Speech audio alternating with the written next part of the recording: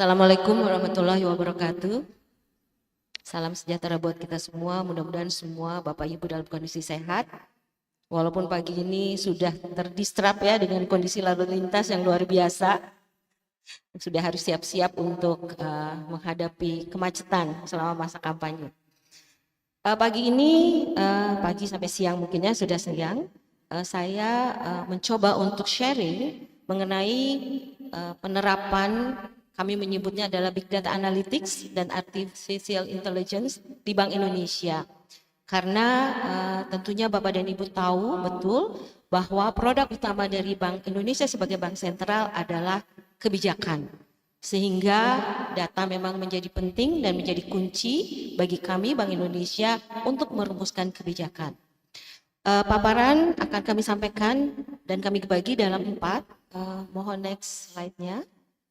Pertama adalah Bank Indonesia at Glance. Ini sedikit saja highlight mengenai Bank Indonesia yang pasti Bapak Ibu tentu lebih tahu dan sudah juga paham. Hanya untuk memberikan konteks kepada paparan berikutnya. Dan yang kedua adalah kami menyebutnya adalah bagaimana digital transformasi di Bank Indonesia. Ini juga saya perlu untuk menyampaikan karena Bank Indonesia sebagai bank sentral seperti biasa selalu dianggap conventional way gitu ya, sehingga tentu kami juga harus menyampaikan bagaimana kami sebenarnya sama dengan Bapak dan Ibu menuju AI mindset gitu ya. Dan yang ketiga adalah terkait dengan big data dan AI inisiatif yang kami coba terapkan dan kami coba bangun di Bank Indonesia. Dan terakhir kami nanti akan menyampaikan beberapa contoh use case yang sudah kami garap gitu ya, sudah kami lakukan di Bank Indonesia. Tadi kalau Pak Teddy menyampaikan, tolong kami beri contoh use case gitu ya, dan beri contoh beberapa data sehingga proses sandboxingnya, proses POC-nya bisa dilaksanakan sehingga bisa dihasilkan model yang cukup bagus untuk dapat diterapkan. Selanjutnya, nextnya, nah Bapak dan Ibu, kita tahu bahwa tujuan utama dari Bank Indonesia sebagai bank sentral adalah bagaimana kita harus mencapai dan memelihara stabilitas nilai tukar rupiah. Saat ini memang nilai tukar sudah semakin bergejolak ya, dinamika menjelang politik dan kemudian juga dari link secara global, peperangan juga ternyata mempengaruhi bagaimana kestabilan nilai tukar rupiah tersebut. Nah, nilai tukar rupiah ini sendiri sebenarnya tercerminkan pada dua hal, yaitu pada inflation rate, yaitu harga barang dan services, dan juga terkait dengan bagaimana exchange rate atau nilai tukar rupiah kita terhadap currency yang lain di negara yang lain. Nah, untuk mencapai tujuan Bank Indonesia ini, kita mempunyai visi. Next slide. Kita mempunyai visi yaitu menjadi bank sentral digital terdepan dalam rangka memberikan kontribusi yang nyata terhadap ekonomi nasional dan seterusnya. Ini visinya cukup panjang dan visi ini secara jujur baru ditetapkan di sekitar tahun 2019. Sebelumnya visi Bank Indonesia tidak ada kata yang namanya digital gitu ya. Nah, karena melihat perkembangan yang luar biasa di area digital, di mana industri terutama bank dan kemudian juga commerce, fintech semakin bermunculan, sehingga pada saat itu ada satu resiko tersendiri dan resiko ini sudah nyata terjadi di Cina, yaitu shadow banking. Nah, di sini Bank Indonesia sebagai bank sentral melihat bahwa kita harus menyeimbangkan antara kemajuan teknologi dan juga resikonya. Dan ini tentu perlu dilakukan penguatan dari sisi Bank Indonesia. Oleh karena itu, Pak Gubernur dan Dewan Gubernur menetapkan suatu visi yang barunya, yaitu menjadi bank sentral digital terdepan. Supaya apa? Supaya Bank Indonesia bisa ikut maju dan bisa ikut melaksanakan tugasnya. Karena menghadapi kemajuan teknologi ini tidak bisa dengan ordinary atau regular basis ya, tapi harus dengan suatu upaya yang memang harus segera ditetapkan. Nah, ini kemudian kita menetapkan visi, di mana untuk mencapai visi ini, Bank Indonesia menetapkan 3 pilar, yaitu bagaimana kita menjaga financial system stability-nya, dan kemudian monetary stability-nya, dan juga payment system stability. 3 area ini yang menjadi core tugasnya Bank Indonesia. Nah, produk dari 3 pilar ini lagi-lagi adalah policy. Bagaimana kita merumuskan policy atau kebijakan Bank Indonesia agar supaya kita bisa menjaga stabilitas baik di area keuangan, di area moneter, dan tentu yang paling penting adalah di area sisi pembayaran. Bapak Ibu tentu tahu kita sudah sejak tahun 2021 akhir kita sudah mengimplementasikan BIFAS. Nah, BIFAS ini memang salah satu juga upaya kita bagaimana kita mendorong masyarakat ya untuk memanfaatkan sistem pembayaran sehingga bisa mengurangi atau dan meningkatkan inklusivitas, karena memang di Indonesia ini sistem pembayaran atau literasi terkait sistem pembayaran masih belum merata. Jadi masih banyak di kota-kota besar, sehingga memang kita perlu mendorong pilar payment system stability ini. Nah, karena hasilnya adalah kebijakan, tentu data memainkan peranan yang sangat penting di sini ya. Karena tanpa adanya data, maka kebijakan yang kita ambil pun akan menjadi tidak tepat. Setiap bulan Bank Indonesia menyelenggarakan rapat Dewan Gubernur bulanan yang menghasilkan berbagai kebijakan. Salah satunya adalah suku bunga, kemudian juga inflation rate, dan berbagai macam kebijakan yang selalu dikeluarkan berdasarkan high level meeting rapat Dewan Gubernur Bank Indonesia. Hari ini adalah hari kedua RDGB untuk bulan Oktober, sehingga nanti siang biasanya ada press release untuk mengeluarkan kebijakan baru Bank Indonesia. Nah, data memainkan peranan yang penting dalam hal ini untuk mendukung formulasi dari kebijakan yang akan dikeluarkan oleh Bank Indonesia. Next ya. Nah, untuk mencapai visi tersebut, tadi sudah sempat saya singgung bahwa Bank Indonesia melihat kita tidak bisa dengan cara yang biasa, gitu ya. Harus ada terobosan baru. Oleh karena itu, di tahun 2020, Bank Indonesia Dewan Gubernur menetapkan program transformasi. Ada 4 area transformasi di sini. Pertama adalah transformasi kebijakan. Berbagai kebijakan dilakukan pembaharuan. Kita menyebutnya adalah bauran kebijakan utama.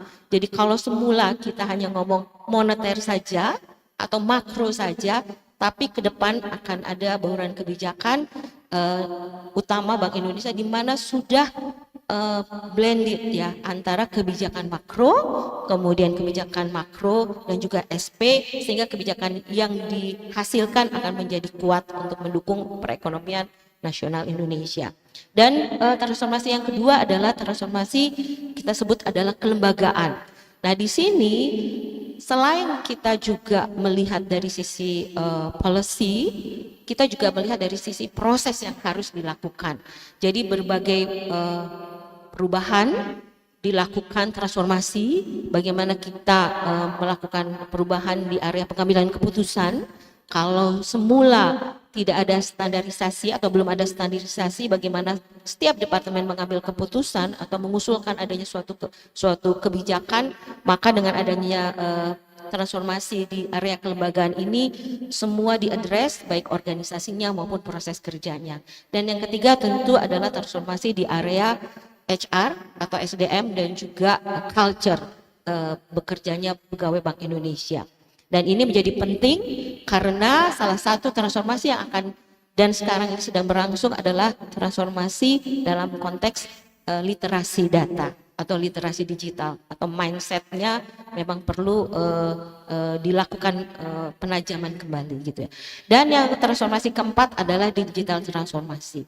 Jadi sehubungan atau selaras dengan adanya visi Bank Indonesia menjadi bank sentral terdepan, memang Dewan Gubernur menganggap bahwa perlu dilakukan transformasi di area digital transformasi, karena tanpa adanya digital tentu power dari suatu bank sentral tidak akan bisa berkompetisi dengan perkembangan atau dinamika di industri yang sudah sangat pesat dari sisi pemanfaatan teknologi atau digitalnya.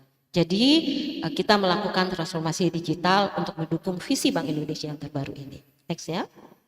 Nah, ini ada beberapa guiding principle yang memang kita gunakan, ada 5 untuk transformasi digital ini, namun saya akan meng-highlight yang ketiga, yaitu Dewan Gubernur menetapkan prinsipnya bahwa transformasi harus dilakukan secara one input, one process, dan multi purpose, di mana kita diminta untuk mengoptimalkan platform yang kita punya, dan kemudian juga kita memanfaatkan data yang memang dimiliki oleh Bank Indonesia. Datanya luar biasa besar di Bank Indonesia, karena sumbernya juga banyak sekali, Bu Ayu, sehingga memang prinsip ini harus diterapkan.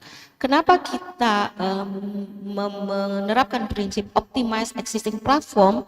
Karena tidak mungkin juga dengan adanya transformasi kita harus melakukan investasi yang besar-besaran dengan menerapkan berbagai platform-platform yang baru. Itu akan sangat costly, sehingga selain kita harus fokus kepada pemanfaatan data, kita juga harus mengoptimalkan platform yang kita punya, sehingga proses transformasi ini juga berjalan secara efektif dan efisien. Jadi yang terkait dengan data ini ada prinsip yang ketiga yang memang diterapkan oleh Dewan Gubernur.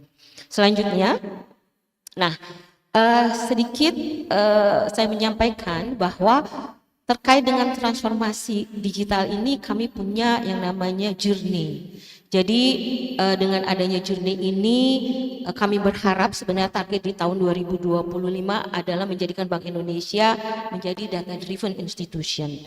Karena memang tadi data memegang peranan yang sangat penting. Nah, di journey ini kita punya 3 milestone.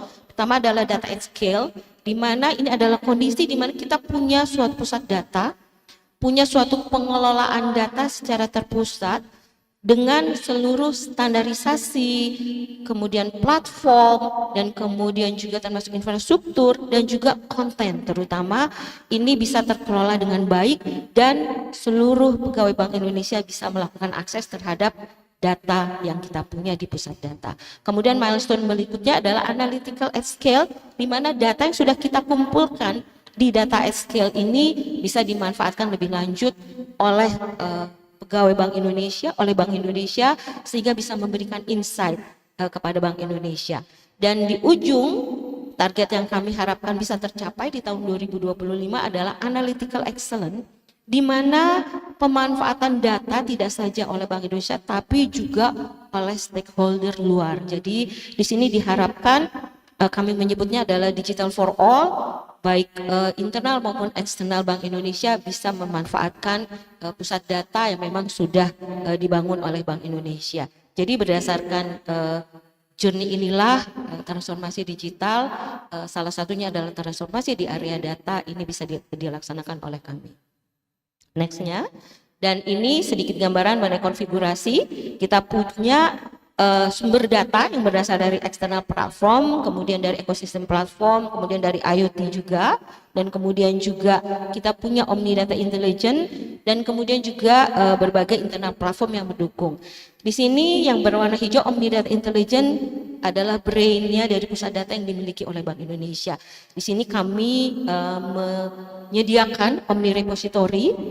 Di sini adalah gudangnya data. Kemudian juga kami menyediakan Omni Integration. Di sini bagaimana Bank Indonesia melakukan collect dan connect terhadap data. Kemudian juga kami menyediakan yang namanya seluruh kebutuhan dan dukungan untuk pegawai Bank Indonesia melakukan analytics. Kita menyebutnya Omni Analytics. Di sini ada yang bentuknya factory, ada bentuknya workbench, kemudian ada bentuknya lab, dan kemudian ada bentuknya AI engine. Jadi memang sejak tahun awal 2020 kita menyiapkan ini dengan tujuan kita juga melihat adanya perkembangan pemanfaatan AI dan machine learning, sehingga memang baik infrastruktur maupun data memang betul-betul harus disiapkan. Tadi Pak Indra Utoyo juga sudah menyampaikan bagaimana AI ini tidak akan berjalan tanpa adanya data yang tepat, data yang benar, sehingga data memang perlu dipersiapkan dengan baik. Ini yang terkait dengan konfigurasi yang kami punya di pusat data. Nextnya. Nah, terkait dengan data, kita juga melihat bahwa kita menyebut digital services dengan perkembangan teknologi yang semakin pesat, dinamika digitalisasi yang juga semakin tinggi, kita melihat bahwa digital services ini hampir ada di setiap aspek kehidupan kita dan bahkan mendisrupt kehidupan kita. Tadi Pak Teddy juga sudah menyampaikan ya bagaimana penerapan AI di kehidupan kita sehari-hari gitu ya. Dan ini kita juga melihat bagaimana digital service ini menjadi penting dan ini juga seiring dengan ditunjang adanya perkembangan teknologi baik itu smartphone, kemudian IoT dan bahkan juga big data analytics. Dan ini tercermin dari bagaimana meningkatnya internet users dan kemudian social media users. Dan ini juga menunjukkan bagaimana data tumbuh secara eksponensial, tumbuh sangat luar biasa. Kita bisa melihat di tahun 2014 untuk internet user kita masih ada di kisaran 38,2 juta. Sekarang di tahun 2023 dengan posisi September sudah sampai 215,6 juta. Miliar ya. Dan kemudian untuk social media users juga meningkat hampir 3 kali lipatnya untuk pemanfaatan atau orang-orang yang memanfaatkan social media ini. Dampaknya adalah data yang tumbuh luar biasa. Nah, terkait dengan hal ini, kemudian istilah big data analisis kemudian menjadi semakin terdengar. Nextnya, Pak. Nah, jadi bagaimana caranya kita memanfaatkan big data analisis ini gitu ya, atau big data yang memang sudah kita punya gitu ya. Nah, karena data di Bank Indonesia ini sudah sangat banyak, kami melihat bahwa data terutama untuk memperkuat pengambilan keputusan di Bank Indonesia, memperkuat penyusunan formulasi kebijakan di Bank Indonesia, kita mengidentifikasikan beberapa use case di setiap pilar Bank Indonesia yang dapat kita manfaatkan dan dapat kita bangun berdasarkan data atau big data yang kita miliki. Di area moneter dan market kita bisa membangun use case yang terkait dengan macroeconomic forecasting gitu ya, terkait dengan bagaimana GDP maupun inflation forecasting. Kemudian dari sisi statistik, informasi statistik, kita juga bisa memanfaatkan big data analysis, machine learning, AI ini untuk case-case yang terkait dengan statistik. Kemudian juga pemanfaatannya terkait dengan komunikasi kebijakan Bank Indonesia. Dari sisi financial system, kita bisa lihat beberapa potential use case, yaitu early warning system, network analysis yang terkait dengan interconnectedness antara satu perusahaan dengan perusahaan yang lain, antara satu bank dengan bank yang lain, antara bank dengan perusahaan. Ini kalau sedikit bocoran bagaikan gurita. Jadi semua itu saling berhubungan satu sama lain, bahkan kalau kita menggunakan FNA gitu ya, jadi network analysis itu sampai garisnya itu sampai saling numpuk-numpuk. Dan ini memang menjadi salah satu tugas Bank Indonesia karena kita juga harus memitigasi risiko sistemik gitu ya. Jadi network analysis juga menjadi sangat penting bagaimana kita bisa melihat interconnectedness antara setiap institusi keuangan di Bank Indonesia. Kemudian terkait dengan subtext sesuai dengan peran Bank Indonesia sebagai bank sentral, ini juga penting. Kemudian di sisi payment system ada beberapa use case yang bisa juga kita bangun terkait dengan fraud detection, anti money laundering. Kemudian juga bagaimana kita memonitor real time payment system baik dari sisi payment system yang wholesale maupun yang retail. Dan kemudian kita juga melakukan deteksi yang terkait dengan pemalsuan uang. Dari sisi kelembagaan atau institusional, tentu kebutuhan Bank Indonesia di dalam bisa kita penuhi dengan teknologi AI ini. Nextnya. Nah, tapi tidak berarti Bank Indonesia tidak punya challenge. Beberapa challenge tentu adalah data limitation yang pertama. Untuk membangun suatu formulasi, kita tidak bisa hanya mengandalkan 1-2 data saja. data harus selalu diperkaya, harus selalu diupdate. Nah, ada keterbatasan yang masih juga kita hadapi, yaitu bagaimana kita bekerja sama dengan institusi lain, baik di pemerintah maupun non-pemerintah, untuk bisa mendapatkan data yang bisa memperkaya dan juga menguatkan formulasi kebijakan Bank Indonesia.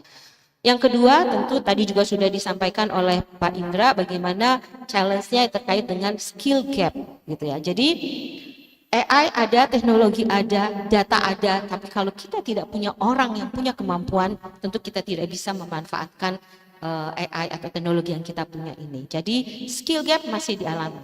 Dan kemudian juga bagaimana kita mempersiapkan data sehingga data siap untuk diolah lebih lanjut. Ini juga menjadi challenge, tidak gampang karena data yang masuk ke Bank Indonesia sangat besar dan sangat granular, sehingga kita memang harus pintar-pintar betul bagaimana kita melakukan validasi terhadap data sehingga data ini bisa dimanfaatkan dan menghasilkan hasil analisis yang baik. Dan kemudian juga interpretasi. Jadi kita sudah melakukan permodelan, kita sudah menerapkan di data yang kita punya, kita sudah menghasilkan kebijakan, tapi bagaimana kita menginterpretasikan model dari yang dihasilkan oleh machine learning.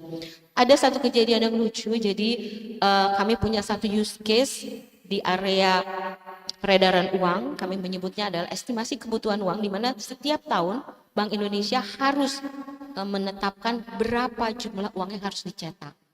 Dan untuk menetapkan hal tersebut, kita harus menggather data dari seluruh wilayah Indonesia, termasuk juga kebutuhan rupiah yang bisa saja ada di luar, gitu ya. Dan faktornya banyak, variabelnya banyak, antara lain hari libur, gitu ya. Kemudian musim panen, musim kapan anak mulai sekolah, gitu ya. Kemudian juga hari lebaran, gitu, hari-hari besar, dan ini semua harus masuk sebagai faktor yang harus dipertimbangkan dalam menghitung estimasi kebutuhan uang. Jadi kami sudah melakukan permodelan, kita sudah melakukan analisis awal, kemudian juga sudah sandboxing, POC dan segala macam, kemudian kita akhirnya bisa mendapatkan suatu formula yang paling tepat, gitu ya, untuk menghasilkan jumlah uang yang harus dicetak oleh Bank Indonesia. Tapi kemudian usernya bertanya, bisa nggak kita buka logika dari si machine learning itu untuk membuktikan bahwa hitungannya itu benar, gitu kan.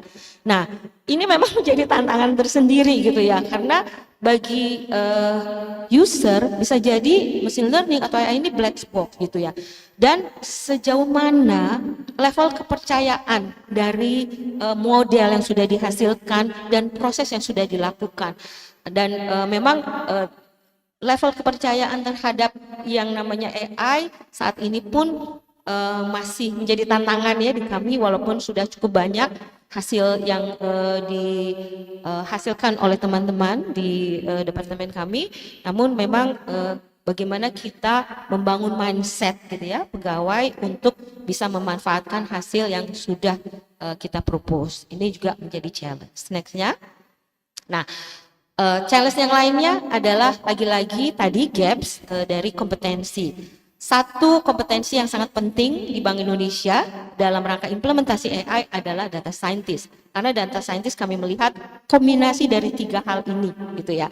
Jadi orang yang paham mengenai mungkin matematika, statistik, tadi Pak Teddy juga bilang bahwa selalu engineer, gitu ya, yang menggeluti AI ini, dan yang paling penting bagi kami yang ketiga, yaitu domain expertise. Tadi Pak Indra juga menyampaikan bagaimana bisnis konteks harus benar-benar diterapkan di AI. Tanpa adanya bisnis konteks, domain expertise ini, kita tidak bisa membangun atau menghasilkan model atau bisa jadi keputusan atau kebijakan yang sesuai dengan kebutuhan bisnis.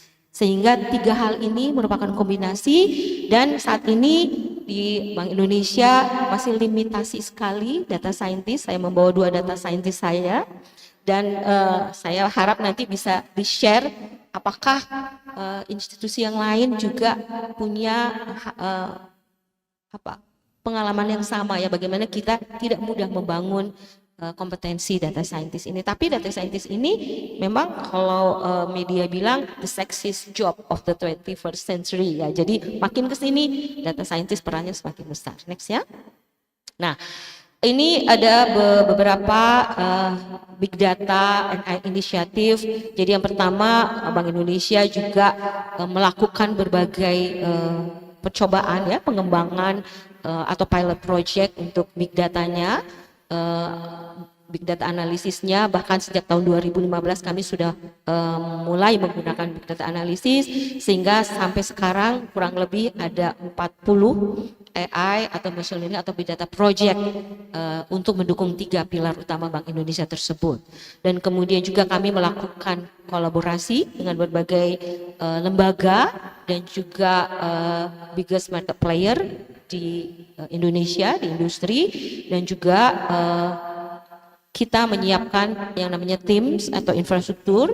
Salah satunya adalah reorganisasi. Jadi Bapak dan Ibu, departemen yang saya pegang sekarang sebenarnya baru dibangun di Februari 2023. Sebelumnya kami hanya punya satu departemen pengelolaan SI dan sekarang dipecah menjadi 3 untuk masing-masing fokus. Yang pertama adalah pengembangan inovasi, tapi inovasi digital. Itu departemen yang membangun BIFAS, RTGS, nanti ada membangun CBDC juga.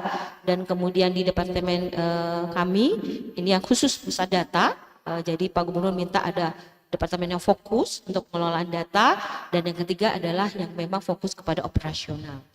Nah, tentunya yang paling penting adalah bagaimana inisiatif kami untuk mendiseminasikan apa yang memang sudah dibangun oleh Bank Indonesia. Next-nya. Nah, ini beberapa big data sources atau sumber-sumber data yang kami gunakan yang masuk ke dalam pusat data.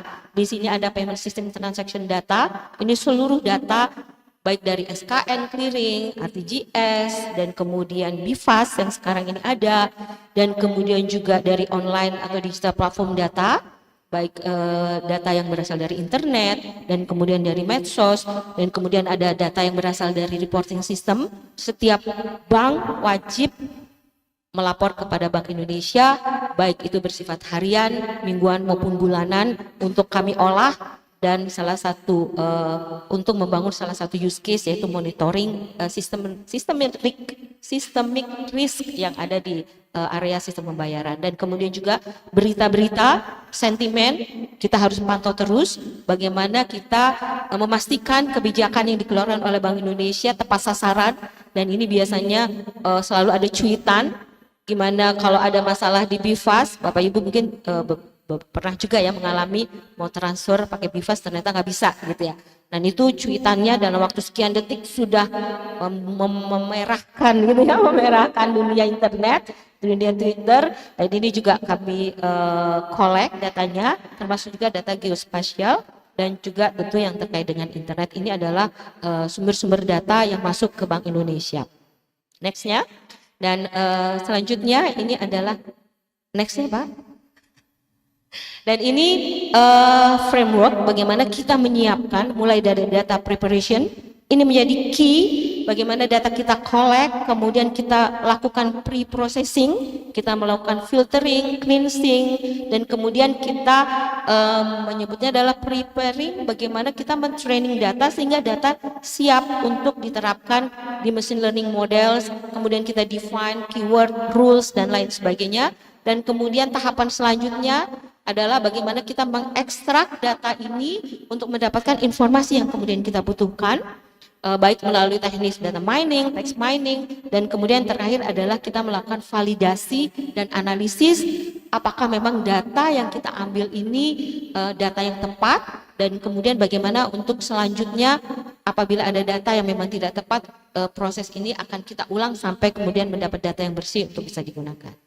Selanjutnya, next-nya. Nah, ini contoh beberapa use case yang menggunakan teknologi big data maupun AI di area monetary market kita sudah membangun kurang lebih ada 5. Pertama adalah Automotive Market Indicator, kemudian Indonesia Economic Policy Uncertainty Index, ini dari berita-berita, kemudian juga Policy Credibility Indicator, kita juga harus selalu melihat indikator policy kredibilitas dari polisi yang dikeluarkan oleh Bank Indonesia, kemudian indikator konsumsi dan income, ini juga indikator yang sangat berpengaruh di area ekonomi. Kemudian juga bagaimana kita membangun use case yang terkait dengan investment indikator dari high value payment system, yaitu dari RTGS, dan kemudian juga yang kedua adalah project-project yang di area financial system stability, yaitu pertama adalah property market indicator, kemudian interconnected antara bank di payment system, baik bank konvensional, bank syariah maupun bank yang melayani secara digital, kemudian juga korporasi interconnectedness, ini yang saya sampaikan tadi, ini sangat luar biasa. Bagaimana kita bisa melihat ternyata suatu perusahaan mempunyai beranak, sehingga apabila perusahaan ini kolaps, ternyata pengaruhnya sangat luar biasa kepada ekonomi Indonesia. Dan ini kita harus betul-betul memantau agar tidak timbul risiko sistemik yang kemudian bisa menggeret perbankan kolaps seperti di tahun-tahun sebelumnya. Dan kemudian juga kita punya use case yang terkait dengan flight to quality indicator dari high value payment system, dan kemudian juga early warning model untuk liquidity risk. Ini penting bagi Bank Indonesia, bagaimana kita harus selalu memantau, memonitor kondisi likuiditas bank. Jangan sampai suatu bank likuiditasnya menurun atau buruk, padahal bank ini adalah bank yang bisa berimplikasi atau memberikan dampak sistemik kepada sistem pembayaran Indonesia. Dan ini juga terkait dengan payment system, kita juga membangun indikator di area e-commerce, kemudian interconnected juga terkait dengan payment system provider, terutama ya berdasarkan dengan high value payment system. Nah, dari beberapa ini saya akan masuk ke beberapa lebih detail untuk memberi gambaran. Ya, 2 menit lagi ya Mbak ya. Nah, ini indeks properti yang kita juga bangun dengan menggunakan big data. Nextnya Pak. Di sini kita bisa melihat bagaimana Bank Indonesia melakukan monitoring terkait dengan harga properti. Karena apa? Harga properti itu bisa mempengaruhi kondisi ekonomi di Indonesia. Jadi kita membangun juga use case yang terkait dengan indeks property price index ini. Berikutnya, ini adalah contoh bagaimana harga properti itu semakin lama semakin tinggi, dan ini juga harus kita antisipasi dan kita komunikasikan juga dengan pemerintah tentunya ya. Nextnya, berikutnya adalah kita melakukan proxy konsumsi, indikator konsumsi berdasarkan data yang kita dapat dari GPN. Jadi selain data yang kita ambil dari pengelolaan SPD Bank Indonesia itu sendiri, kita juga mengambil dari GPN, kita bekerja sama dengan 4 GPN switching company, di sini ada Arta Jasa, Ritis, Alto, dan Jalin, sehingga kita bisa mendapatkan indikator atau indeks konsumsi masyarakat Indonesia. Ini juga bisa mempengaruhi kondisi perekonomian Indonesia. Dan terakhir, ini adalah indeks berikutnya, nextnya, ini gambar saja. Ini early warning tadi, jadi penting bagi Bank Indonesia selaku bank sentral untuk menjalankan supervisory teknologinya, subtek, salah satunya adalah memonitor liquidity stress dari setiap bank yang bisa jadi berdampak kepada systemic risk di payment system Indonesia. Demikian sedikit gambaran dari kami. Assalamualaikum warahmatullahi wabarakatuh.